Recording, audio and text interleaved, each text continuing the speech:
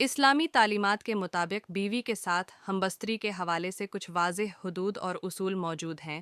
اس سے پہلے میرا چینل سبسکرائب کر لی۔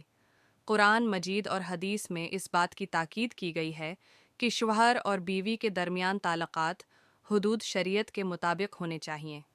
1۔ پیچھے سے مباشرت کا مطلب واضح کریں۔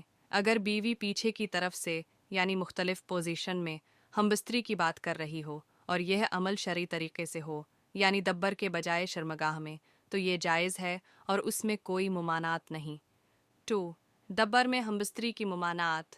اگر بیوی پیچھے سے مراد دبر مقعد میں ہمبستری کی بات کر رہی ہو تو یہ عمل شریعت میں سختی سے منع ہے۔ قرآن مجید البقرہ 223 میں فرمایا گیا، نساؤکم حرث لکم فاتوا حرثکم انا شئتم۔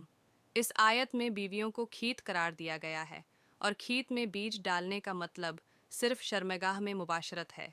نبی اکرم نے بھی دبر میں ہمبستری کو منع فرمایا اور اس پر لعنت کی ہے۔ 3۔ نصیحت اور گفتگو۔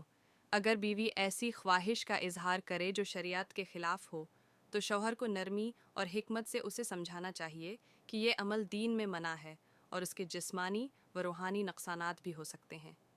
4۔ رشتہ مضبوط رکھیں۔ گفتگو محبت اور احترام کے ساتھ کریں تاکہ رشتہ مضبوط رہے اور بیوی کو یہ محسوس نہ ہو کہ اس کی خواہشات کی توہین کی جا رہی ہے۔ اگر کسی بات پر مزید وضاحت یا رہنمائی چاہیے تو کسی قابل اعتماد عالم دین سے رجوع کریں۔